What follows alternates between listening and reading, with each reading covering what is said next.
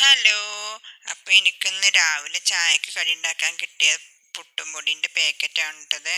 രണ്ട് വ്യത്യസ്തമായിട്ടുള്ള പുട്ടുപൊടി പാക്കറ്റാണ് കേട്ടോ. ഒന്ന് രാഹിപ്പുട്ടും ഒന്ന് വീറ്റുമാണ് കേട്ടോ.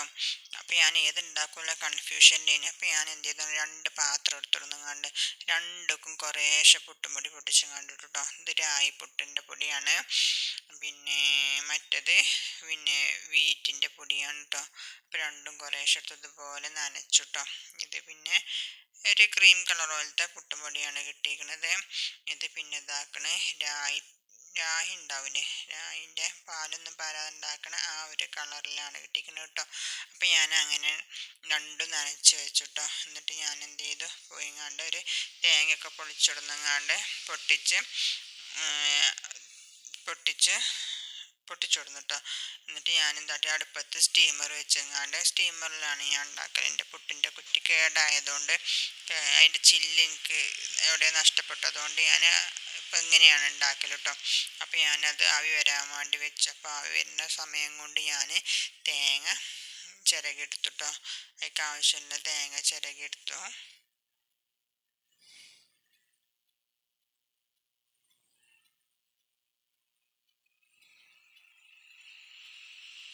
തേങ്ങ ചിരകി റെഡി ആയപ്പോഴേക്കും ദാ സ്റ്റീമറിൽ നല്ല പോലെ ആവി വന്നു കേട്ടോ.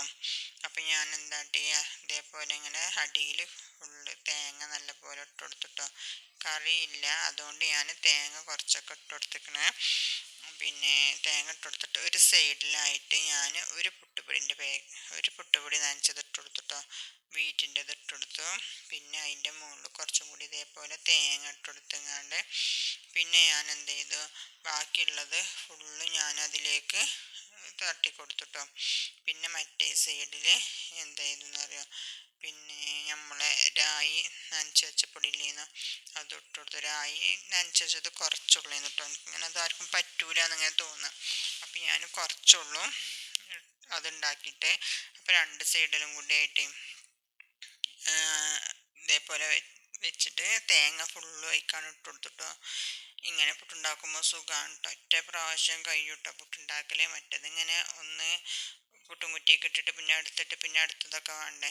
ഇത് പിന്നെ ഒറ്റ പ്രാവശ്യം കൊണ്ട് പരിപാടി തീരും കേട്ടോ. പിന്നെ മൊബൈലിൻ്റെ ഈ ക്യാമറമ്മക്ക് ഇങ്ങനെ ആവി വന്നിട്ടാണ് ഇതിങ്ങനെ ശരിക്ക് കാണാത്തത് കേട്ടോ.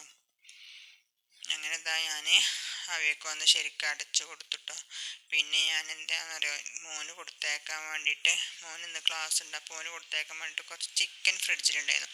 അത് ഇങ്ങനെ എടുത്തിങ്ങനെ നല്ല പോലെ ഐസായിക്കണം കേട്ടോ. മസാല കൂട്ടി വെച്ചതായിരുന്നു. അപ്പം ഞാനത് പുറത്തെടുത്ത് വെച്ചിട്ടോ. വെള്ളത്തിലൊന്നും ഇട്ടേക്കാൻ പറ്റൂലല്ലോ.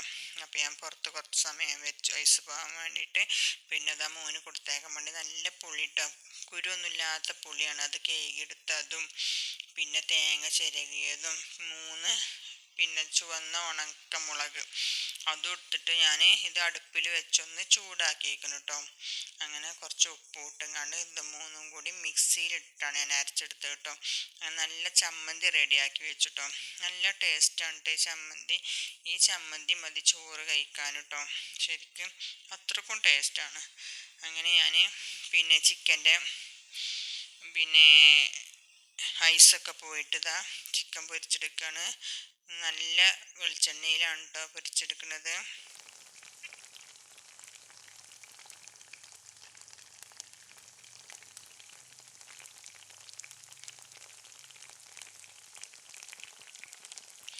മോന് കൊണ്ടുപോകാൻ വേണ്ടിയിട്ടുള്ള ചിക്കൻ മാത്രമേ പൊരിക്കുന്നുള്ളൂ കേട്ടോ. അവന് കൊണ്ടുപോകാനും പിന്നെ മോൾക്ക് കഞ്ഞി കുടിക്കാനും കൊടുക്കാമെന്ന് കരുതി, കഞ്ഞിക്ക് കൂട്ടാനും വേണ്ടിയിട്ട് അങ്ങനെ കൊടുക്കരുതി. അങ്ങനെ കുറച്ച് ചിക്കനെ ഞാൻ പൊരിക്കണുള്ളൂ കേട്ടോ.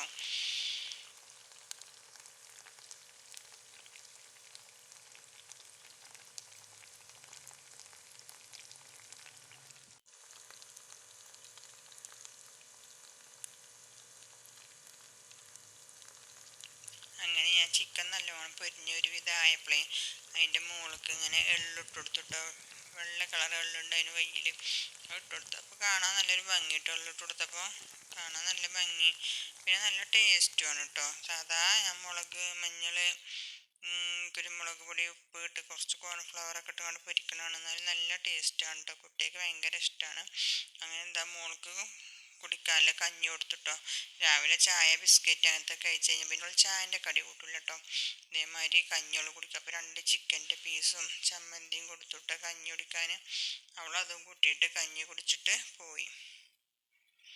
അങ്ങനെ എൻ്റെ പുട്ട് റെഡി ആയിട്ടോ. ഇതാണ് കേട്ടോ പുട്ടിൻ്റെ ഫൈനൽ ലുക്ക്. ഇങ്ങനെ കാരം വരും കേട്ടോ. ശരിക്കും അത് പുട്ടിൻ്റെ കുറ്റിയിലോ ഭയങ്കര ഭംഗിക്കാരം കാണാൻ, ലെയർ ലെയറായിട്ട് ഉണ്ടാക്കുമ്പം. ഇതിപ്പോൾ ഇങ്ങനെ സ്റ്റീമറായിട്ടാണ് ഇതിങ്ങനെ. അങ്ങനെ ഞാൻ പുട്ടുക്ക് പഴമാണ് ഉള്ളത്. അപ്പം പഴം കൂട്ടിയിട്ടാണ് ഞാൻ കഴിക്കാൻ കരുതിയിരിക്കുന്നത് കേട്ടോ. അങ്ങനെ ഞാൻ പുട്ടും പഴവും കഴിക്കാൻ നിൽക്കുകയാണ്.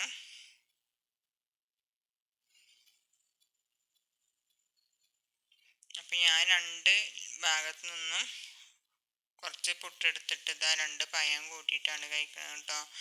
നല്ല ടേസ്റ്റ് ഉണ്ട് കേട്ടോ സംഭവം. എനിക്ക് രായും കുഴപ്പമില്ല, എന്നാലും ഇതാണ് എനിക്ക് കൂടുതൽ ഇഷ്ടമായിരിക്കണം കേട്ടോ.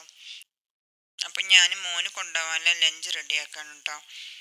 അപ്പോൾ ലഞ്ച് ബോക്സിൽ ചോറിട്ടു. ചോറിൻ്റെ ഒരു സൈഡിൽ ചമ്മന്തി ഇട്ടു കേട്ടോ. അപ്പോൾ ഈ ചമ്മന്തി മതിയിട്ട് ശരിക്കും ചോറ് കഴിക്കാൻ. പക്ഷെ അവന് കൂട്ടാനൊന്നും വല്ലാതെ ഉപയോഗിക്കൂല. അവിടെ എത്തിക്കഴിഞ്ഞ് തിരിച്ച് വന്നാൽ അതേപോലെ ഉണ്ടാവും കൂട്ടാൻ ഒരു ഭാഗത്ത് കിടക്കണം കേട്ടോ. ചിക്കൻ പിന്നെ കുഴപ്പമില്ല, അവൻ കഴിക്കൂട്ടോ. പിന്നെ അവൻ്റെ ഫ്രണ്ട്സുകളും അവൻ വരുന്ന കാത്തിക്കേക്കാറ് ചിക്കൻ പൊരിയൊക്കെ കിട്ടാൻ കേട്ടോ.